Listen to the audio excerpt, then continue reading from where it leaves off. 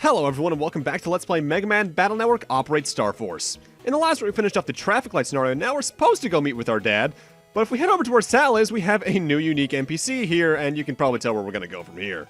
I'm Mesa, the fish dealer. Eat lots of fish, it'll make you smarter. Let me show you, let's net battle. Challenge Mesa to a net battle? Sure! Sharkman, rip him to shreds.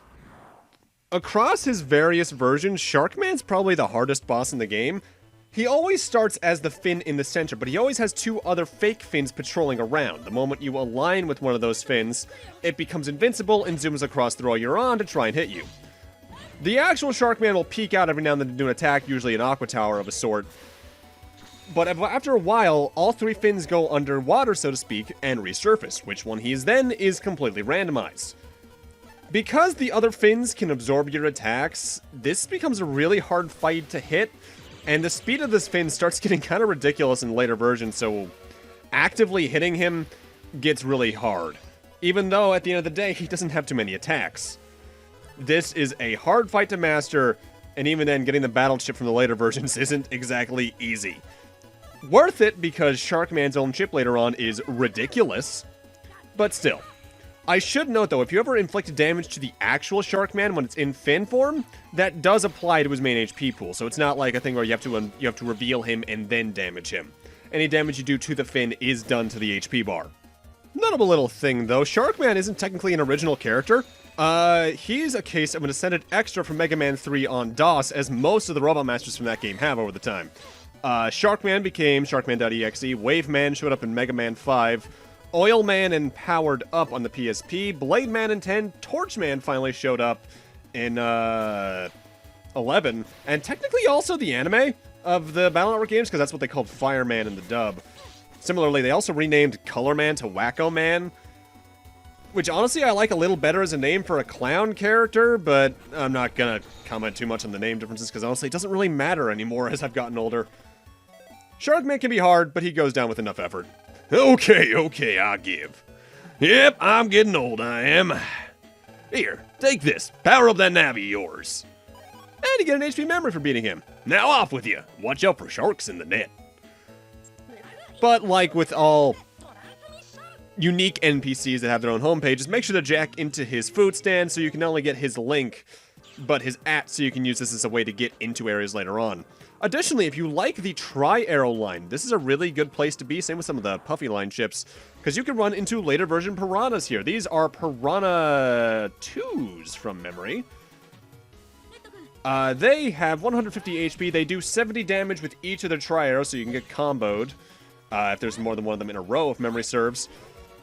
And they drop the Tri-Spear chip in a pretty good coding line of F through J from memory. At least in the original BN1. I forget what they get here in Operate Star Force. No, actually exact same codes. And they start dropping that from rank 5 and above. Would I recommend that over Tri-Arrow? Yeah. At least if you're just doing the main story where you're not too worried about synergy for your folder again. If you're looking at that, I'd still recommend probably Tri-Arrow B. And there's his and over here I think is something else. Also, I feel like they've made a really good choice in the later games in that while each character's homepage would usually be designed after something with a character, they started doing it more visually, not with the outright level design, because having a homepage literally shaped like a fish seems like kind of a mess of a decision. Now, Froid last time emailed us saying that he had something for us, so let's go and grab whatever it is. Thanks for coming by. When I was taken by World 3, I was given this. Froid shows a World 3 pin to land. I was told to use it to do whatever was needed to complete the operation. If you think it'll help you, please take it.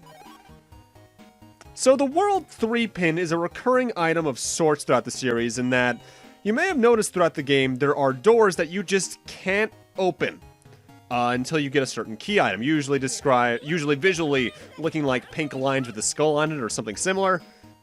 The World 3 pin is what allows us to open those throughout the map so far. Also, this is me doing what I mentioned earlier on where I essentially messed up a recording session, so I had to come back here and get Dad's ad again.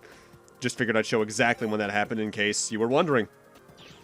So what we want to do now is completely ignore the plot line and go get everything we can through a World 3 door using the World 3 pin, the first of which can be found here in Internet 1. So they show you these very early on in the game.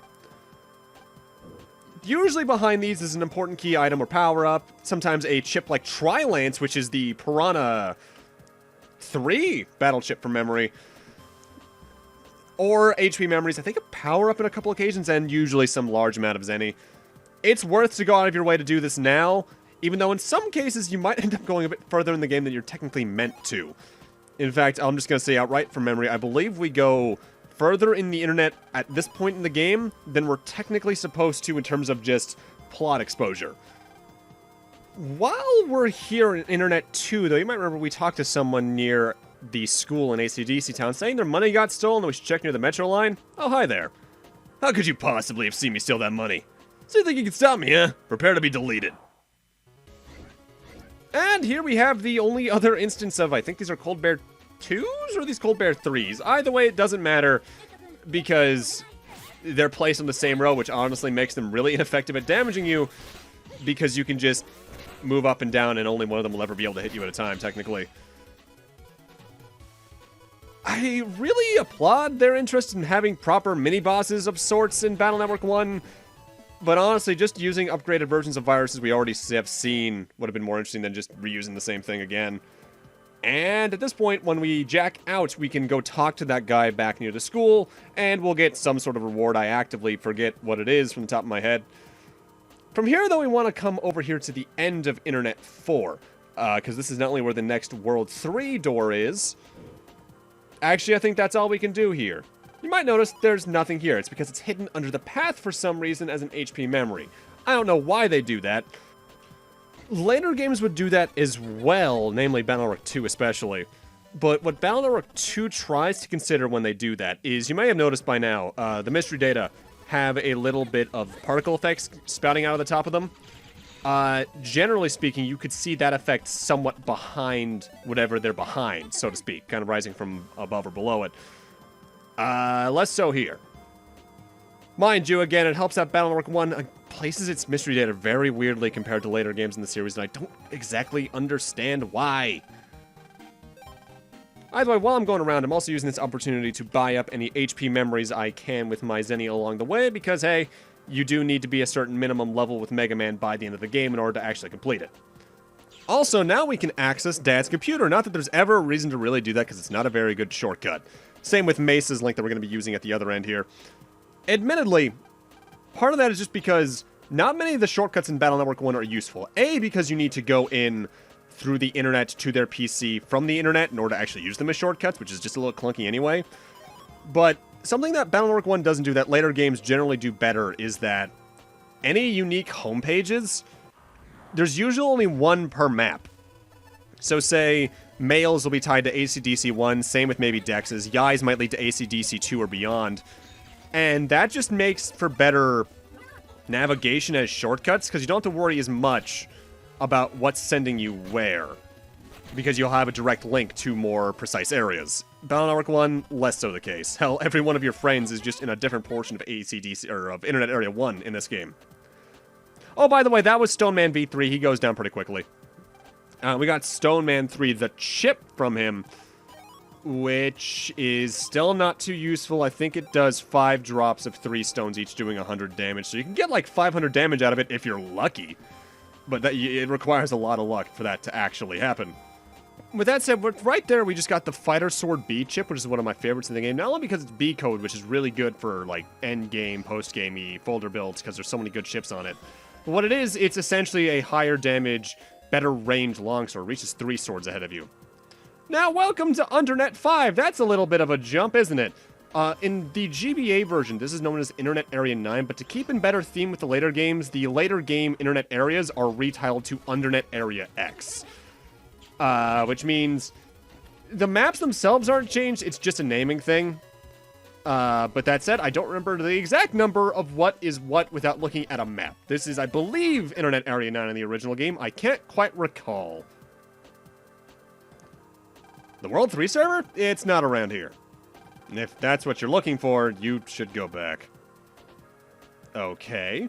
But I am here for more than one reason, because not only is there some really good mystery data we can find around here, we can also refight a boss fight, I believe, if memory serves. And there's some new viruses for us to check out across the next couple of undernet areas. With that said, here we have two new enemies, the Magellan and the Gaia. The Magellan is the head in the circle.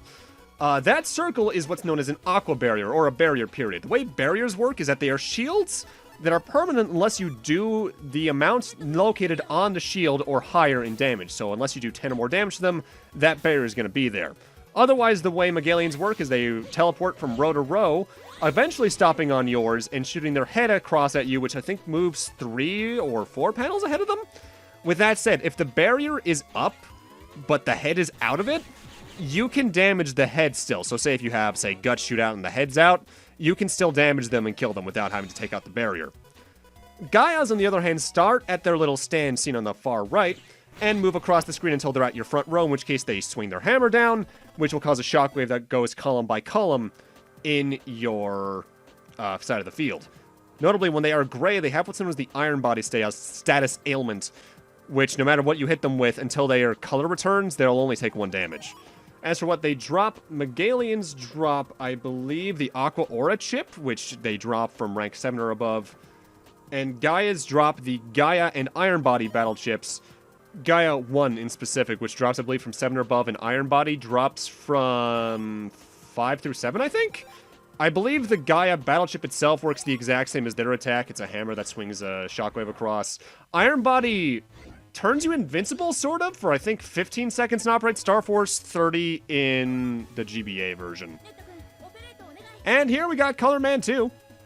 It's Color Man again, but he's got more HP, and the higher up you get with these fights, the more annoying his little pawns are, as I think they move faster and try to stick more directly in front of Color Man. At least it feels like they do. You can notably, I believe, destroy the pawns with break elemental / things that can break objects, like the hammer battle chip. But honestly, those take up such room in your inventory, you can only use 5 chips per turn anyway, so there's just not much reason for me to do that. I'd rather just see if I can shoot around them. Unlike a boss fight in Battle Network 3, where you really do want to have a certain type of chip just to make that boss stick around without moving too quickly. Battle Network 3 has ideas, not all of them great. Many of them pretty cool sounding, though. With that said, for beating Color Man 2, we're going to get his battle chip, which is useful on paper, but it's very limited. What it does is that he sends an Aqua Tower and a Fire Tower across the bottom and top rows of the screen. I forget which one is on which side, though. And that's it. You can't really move it. It's only really useful if you have a boss fight on either of those rows, or a virus there, which isn't always guaranteed to happen. It does, I think, boosted damage in Operate Star Force. I think each version got boosted by 30 damage, which makes it more useful, yes, but again, you probably should just not use it. It's not very good with many setups. There's not a program advance involved with it like there are with some of the other Navi chips. It's just kind of there. I like the art for it, though. In fact, in general, I love the battle chip art in the Battle Network and Star Force series. There's some really cool pixel art going on there. Sometimes better than others, and sometimes it's a little hard to discern what's what with some of the pixel crunching to do to the original base artwork, but oh well. Okay, if memory serves, yeah, I skipped this dialogue quick, but this NPC is talking about something relatively important about Undernet 6 and beyond, in that their exits are blocked unless you get to them fulfilling certain criteria. We'll talk about more of that in a moment, because we have a new enemy here. This is the Satella 2. 240 HP, 100 damage. The way they work is that they'll shoot a reticle across your screen, which will just kind of go in an S pattern across your field. And if it hits you, well, it'll just shoot a machine gun fire at you over and over again. You have to really mash the D-pad to probably dodge that, because it does shoot really quick, but it does eventually stop shooting and just start its whole reticle search again. If you beat it at the, I think, 5 or above rank, you can get the Lock-On 2 chip. I'd recommend getting an 8 or above to try and get the E-code. Now, in order to leave via any of the doors here in Undernet 6, you need to reach one of them without using an escape chip or running from battle, period, I believe. I say the latter part of that because I actually haven't tested whether or not you can run from battle normally in Operate Star Force and still have it count. I would figure it doesn't, though, so don't try it.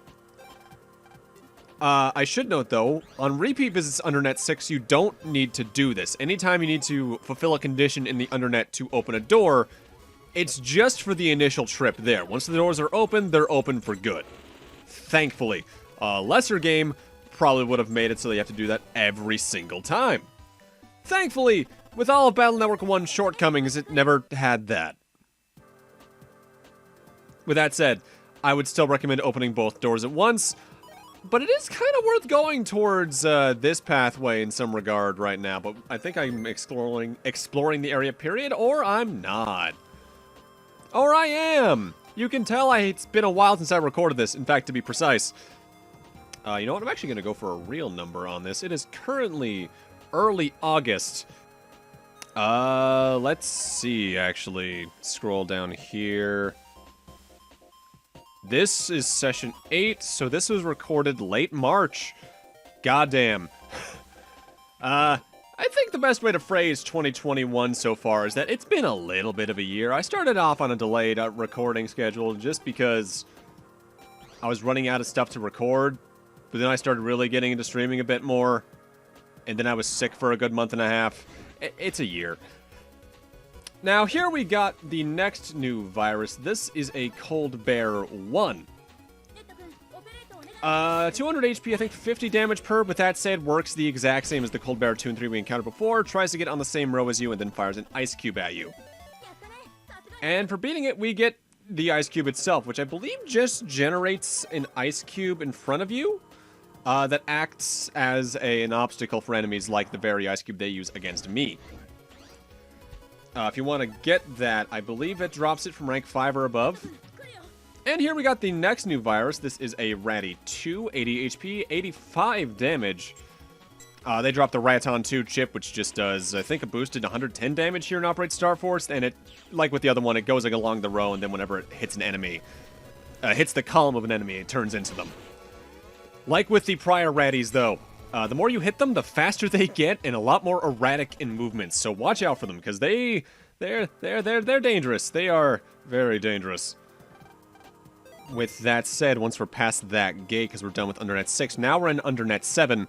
This is honestly probably an easier place to get through than Undernet 6, in that in order to open the door at the end of this area, not only can you not run from memory, I think that's just the general thing of these areas, but you also need to have a busting rank of over 3 for every battle you encounter on the way to the door. Which, honestly, is very easy to do, because I'd say on average, even the worst played battles would usually rank you a 3, maybe even a 4. Getting a 1, I honestly find challenging. By the way, right there we had a Piranha 3, 200 HP, 120 damage. From memory, the big thing with them is that they dropped the Tri-Lance chip that we got earlier from a Blue Mystery data. And I think they start dropping that from rank 5. Maybe. Now, there's technically a boss refight we can do here, but we haven't fought the boss itself. You are really meant to come to the Undernet much later in the game than we are here. Speaking of which, we got a new enemy here. This is the Mosquito 2nd, 200 HP, 100 damage. They're like the Mosquitoes before, only when they get on the same row as you, they move a lot more quickly and absorb HP right back into you. Or right back into themselves, rather. For beating them, they can get the Drain 2 chip, which I think they start dropping from rank 5, and you can get in the, I think at least the A code's really good that you can get for it, which is, I think, from rank 8 or above. But because they're wood elemental, I think at least, Fireman's really good against them.